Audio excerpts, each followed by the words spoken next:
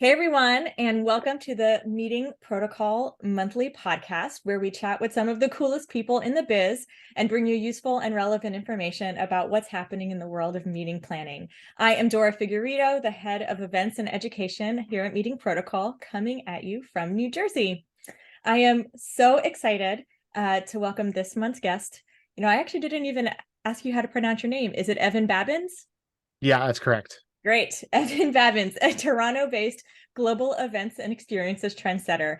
He has managed event logistics and technical event production for so many world-class clients, including Nissan Canada, Equitable Bank, Kia Canada, Novartis, Bristol-Myers Squibb, and the list goes on and on. Truly, check out his LinkedIn. It really does go on and on. His work has earned him a reputation as someone to watch in the events industry, and I know that we're going to learn a lot from him today. So thank you so much, Evan, for joining us. Tell us where you're joining us from today and the quick background of what got you into event planning.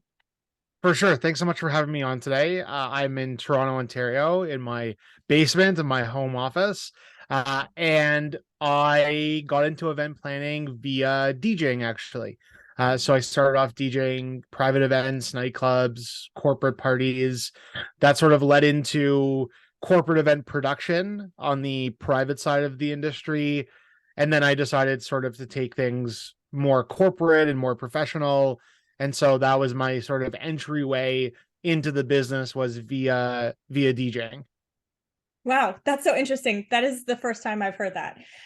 So did you become a DJ originally because you liked music, you liked parties, and then you were like, hey, I want to do more than just DJ at a party? How did that happen? Yeah, I mean, like I was in high school and a bunch of my friends had started sort of messing around with DJing, and I was sort of like, oh, what's going on there? Like, let's see what's happening. And then it was like we were going to parties. It started off like house parties, and I was like, oh, like there's like a DJ playing the music. I was like, well, he's here anyways, and he's probably getting paid. So if I'm going to be at this party, I might as well get paid too. Yeah. And so it started off with like just that sort of, I guess, that party vibe. Like I'm very much the guy who's like in the spotlight, who can jump up in front of 10,000 people and not be afraid to talk and run my mouth and have a good time. And so I was like, well, this kind of makes a lot of sense. And I was the people I was sort of hanging out with were in that scene in Toronto. And I sort of started off, like I said, doing private events, which then led to opportunities in some nightclubs, which really took me around the country DJing. And I haven't stopped since. I still DJ, nights and weekends, not as much as before, but I do a couple of events a month, just to keep sort of a pulse on things and being in that world while producing events around the world for my from my regular day job.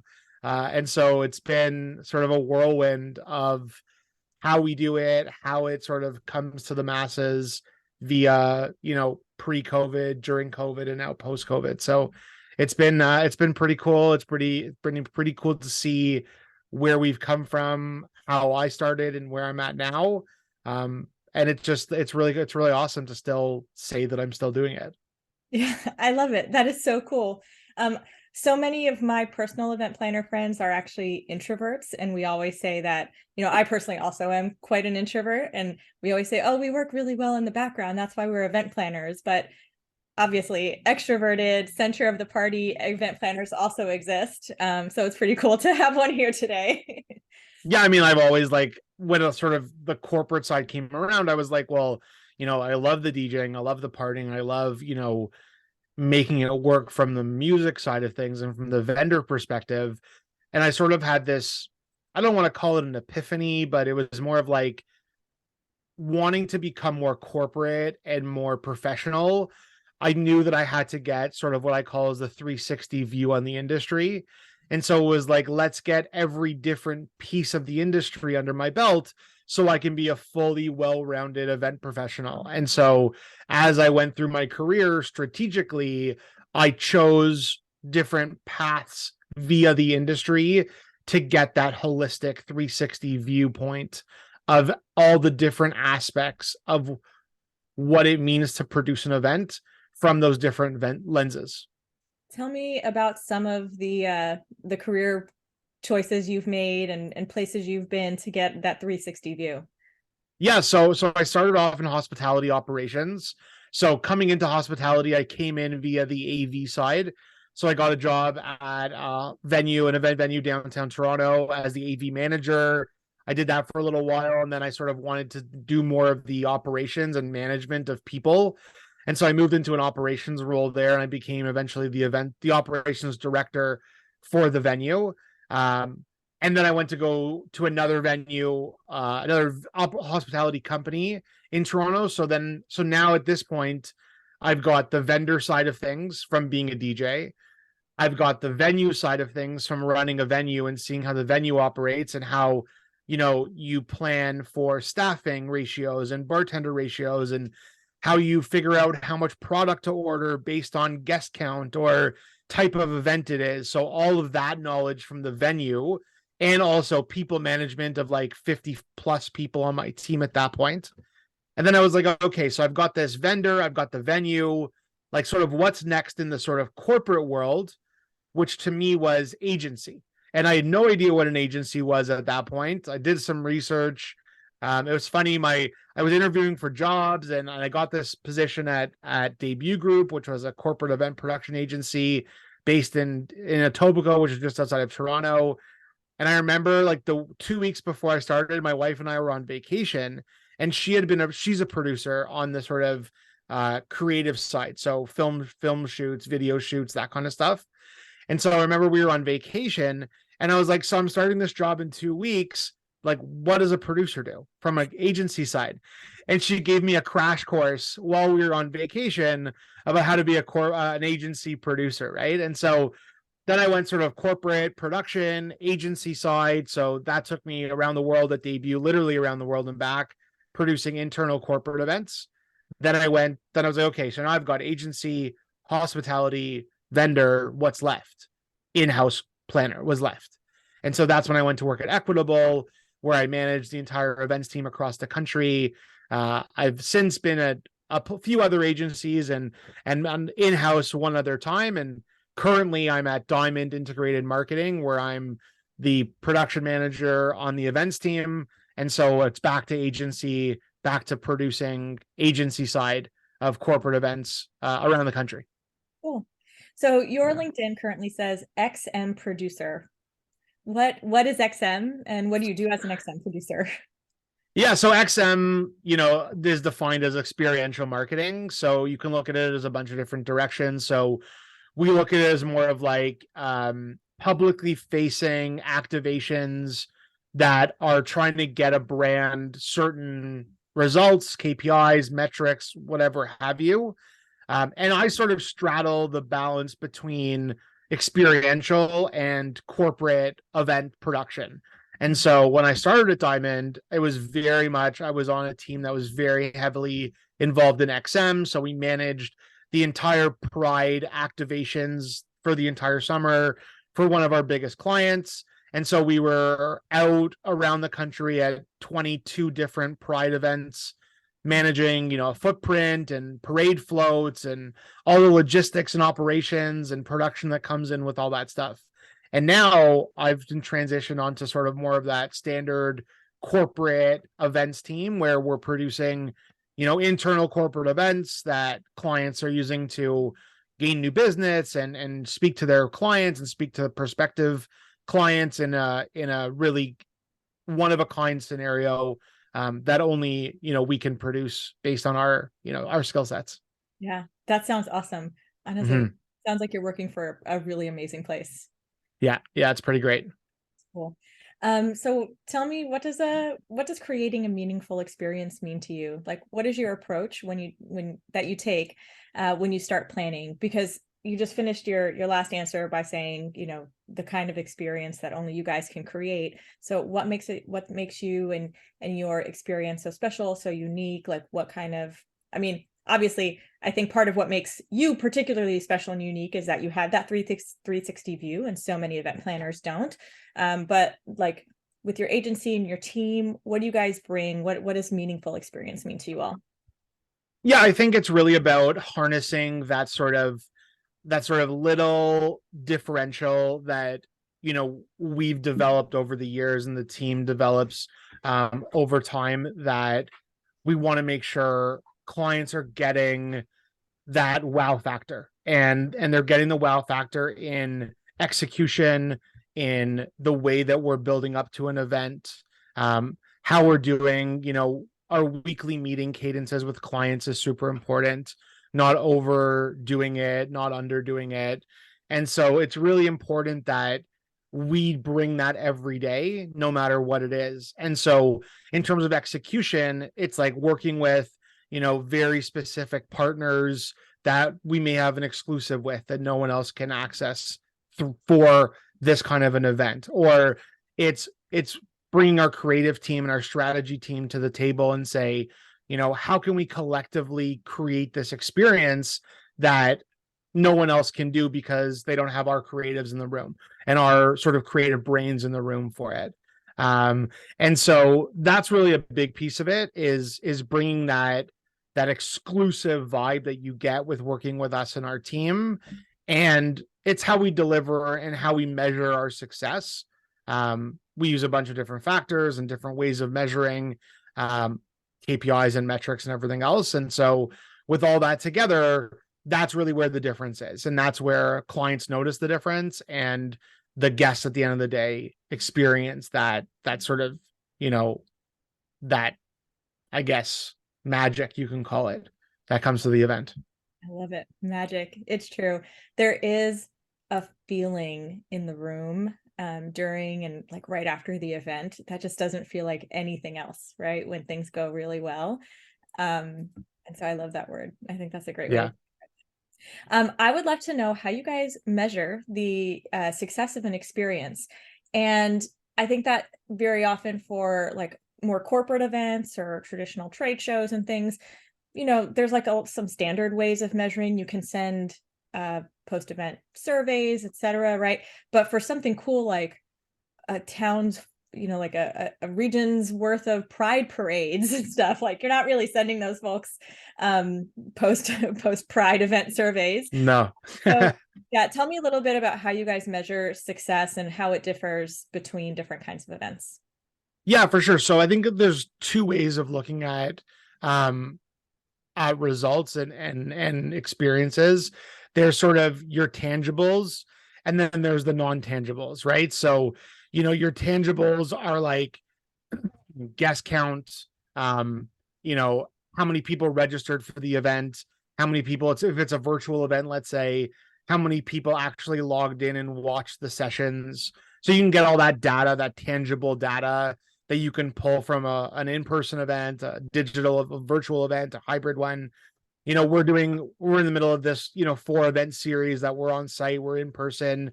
And so we actually monitor and we check in people, their badges when they arrive at the venue.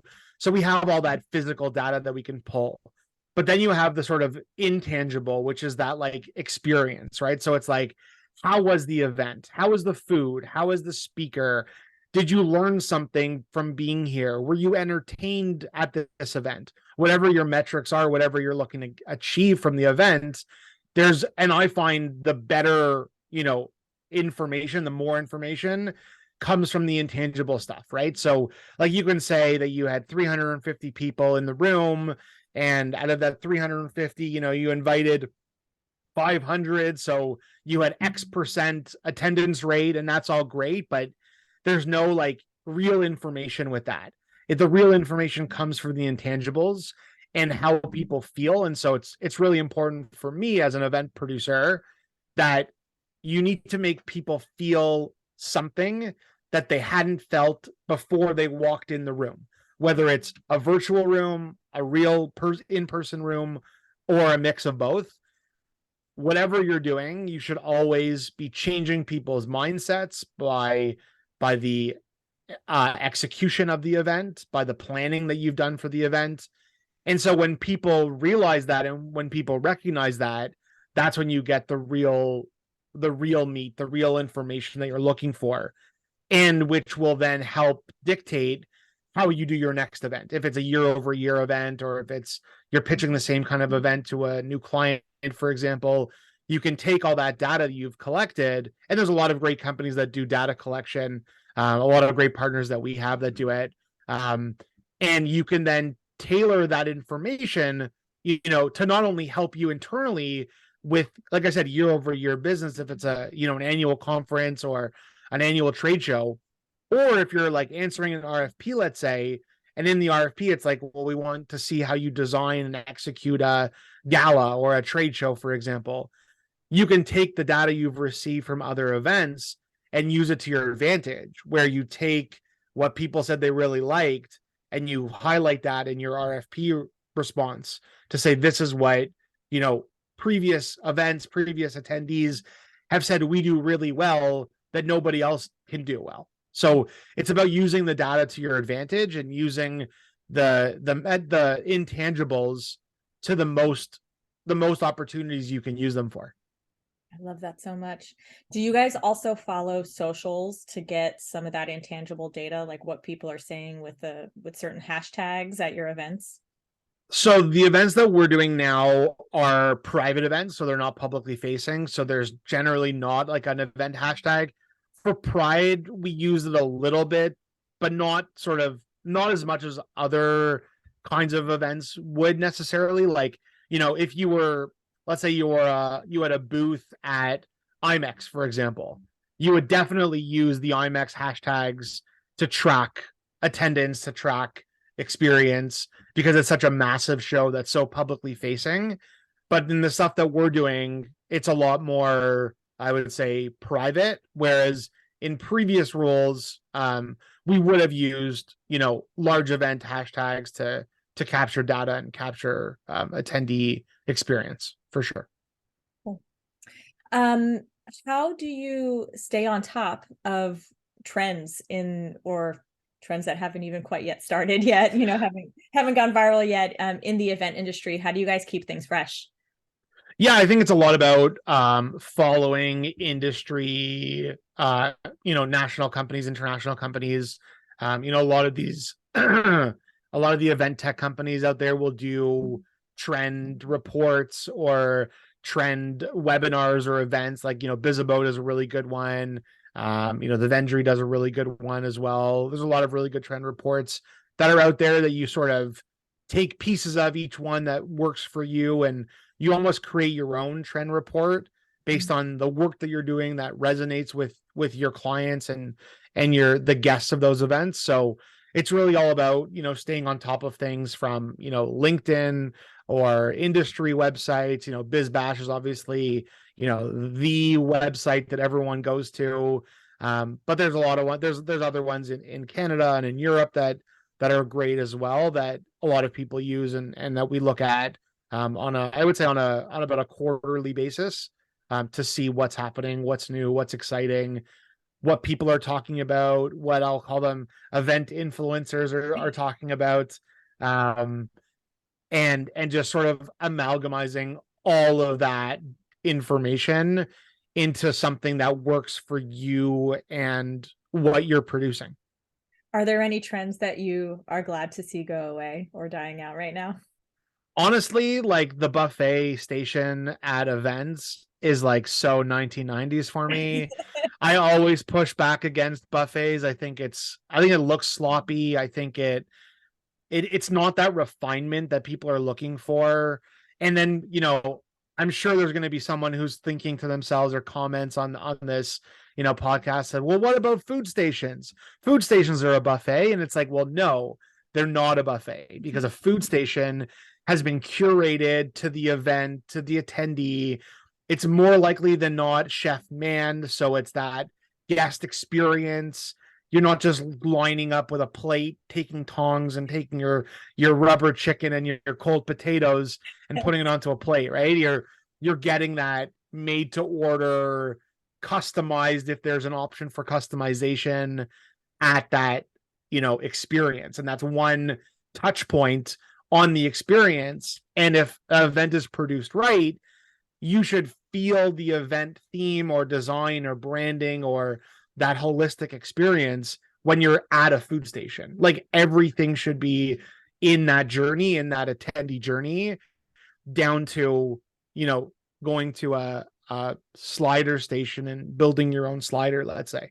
So it's very different. And so I've had to sort of explain that to a lot of different people, how they are so different when seemingly from the surface they can be seen as so similar. Right. That's so Yeah. fascinating. I've never talked to anybody about that before, but now you're gonna have me thinking twice before I choose a buffet. It's the venue side, it's the venue management side of me. Like I know the back end of how they're set up and how they're sort of, brought to life from like the kitchen perspective, from the culinary perspective, from the even like the setup of the room setup. Like there's so much more you can do with stations that you can't do with buffets. And like you can open up a room and make the flow so much better. So it's that 360 coming back in different weird places in my life. So yeah. I feel like we should have a second conversation at some point about about food, about Just about food. Yeah. just about food. There's so We much could that do a we can whole say about food. episode. Yeah, it's true. Yeah. I always tell people that very often, like the experience you have outside of the meals, like doesn't always matter. Like I still think about this. Over 10 years ago, I went to a wedding where Mm-hmm. the wedding itself was fine, but the food was terrible. And to this day, 10 years later, we all complain about the awful, awful food. That is like the one thing everybody remembers about this wedding. And otherwise, it was a perfectly fine, decent wedding. And so I truly believe food presentation, the experience with around food is like top two. I mean, even if And like, it's number one, top two for sure. and I think also like, and just, I don't want to digress too much, but like, I think food is like, it's very, it's like almost like a hot topic these days. And it has been for a few years. Like, with the rise of the, dietary restrictions and gluten-free and vegan and vegetarian and all these like different, diets that people are on and different kinds of food that people can handle and not handle and preferences. It's really become something that event producers would have never really thought about a lot. We would have, got a venue to give us a menu that they recommended and it was good and it nailed off, what we needed. And that was it. But, I'll tell you for the event series that we're doing now, we probably have more conversations with clients and with the venues about the food and how it's presented and how it's going to be served and what the different past hors d'oeuvres are going to be and how we're going to have the chefs create them and then probably a lot of other areas of the event because like food brings people together, right? Food and music bring people together. And so for me in my background, because I'm biased, I'm always about the music sort of first from my personal bias. But you look at it and you look at event photos, years later, and the first two things you see is like the vibe, like the energy in the room, which is like probably from the music and the dance floor and the party atmosphere. And then you look at like, what do people remember? And like you said, the tangibles that you remember is like, was the chicken raw or like, the wedding cake dry and inedible, right? Was the late night station, something that you remember forever? Did they bring, McDonald's burgers for the late night station? Or was it a food truck that came out or that drove onto the dance floor in the middle of the party, right? Like Yeah. but it comes back to those touch points, right? So it's like from the moment you get the invitation to the event till you walk out and you get that post-event survey, all those different touch points are all available as an event producer to engage people, to interact with people, to again give them that feeling that you want to give them. And it changes people's experience based on how you're approaching that and how you're planning for that. And like I said earlier, it was like a little example, but like the food station you can brand to your event. Like for this event we're doing, like we have everything is branded down to like the trays the serving staff are walking around with. Like Wow. we're doing this, it's like a rock and roll theme that we're doing for this event series. And so we printed up like vinyl records, like pieces of paper, basically like thick paper, like cardstock that looks like vinyl records. And that's going on the servers' trays. And then the waiters and the serving staff are putting wine glasses on it, and so people can see, they don't see the tray, they see what looks like a vinyl record with the event branding on it. And so that's a touch point. So when you're getting a glass of wine from a waiter or a server, you're seeing the branding when you pick up your wine glass. And so you're connected to the event every step of the way. And it's giving us the not only the highest percentage of feedback surveys answered, but also we're getting the highest percentage of positive event surveys that this client has ever received ever before. And it's all because of planning that goes into it and how we're executing to ensure that the client's getting the results and the ROI that they need. And it's all about those touch points. Oh my gosh, I'm so sad that our time is closing because I can talk. I feel like you and I can talk all day long. This is so fascinating.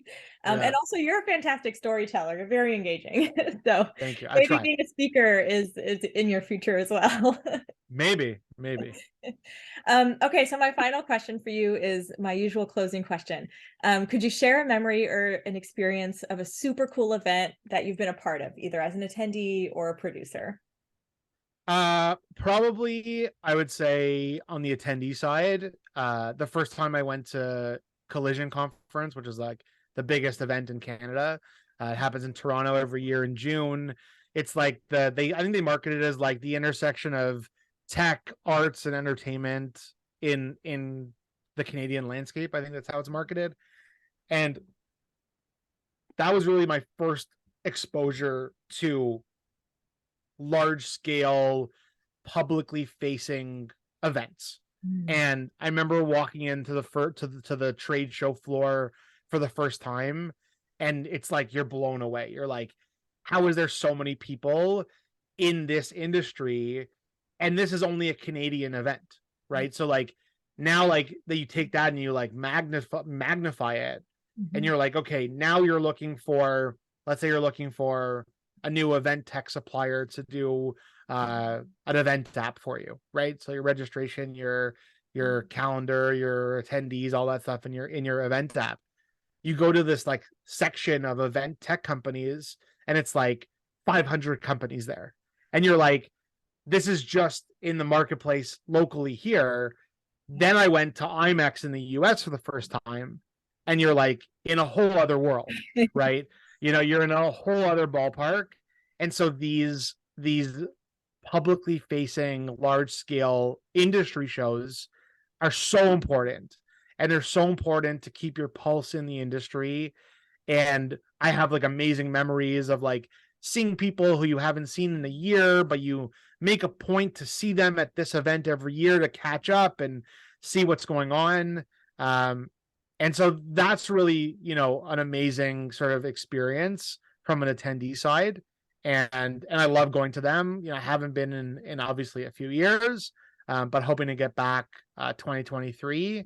But yeah, like that's so amazing. Like, traveling the world for events, there's nothing better than it. I'll say that. I'll caveat that by saying, my wife and I had our son during COVID. So being with my family is the most important thing in the world now. but my work life, traveling for events is the best part of the job. It's the most fun part of the job. It allows you to take learnings from other markets and other countries and bring it back and use it for the stuff that you're doing. And that makes you a better producer overall. So, yeah. Well, thank you so much. That was such a great way to close that out. This has been a really wonderful conversation. I've learned so much from you. I've had so much fun listening to you. I hope that this is not our last conversation. I would really love to, and who knows, maybe we can meet at an event at some point as well. And for those who want to learn more about you, where can they go for more information? Yeah, I'm on LinkedIn. I'm on all social platforms. Maybe we can put a link to my LinkedIn in the post. But yeah, I'm always happy to chat with anybody about anything events. Wherever you are in the world, I'm happy to share knowledge and talk to really interesting people about interesting topics. Awesome. All right. Well, thank you, Evan. And thank you to our dear listeners and Meeting Protocol fans for checking out this episode. Don't forget to go to meetingprotocol.org, where you can sign up for our newsletter that includes links to all of our new podcasts each month, a CMP tip of the month, as well as tons of resources for all things related to meeting professionals and the CMP exam.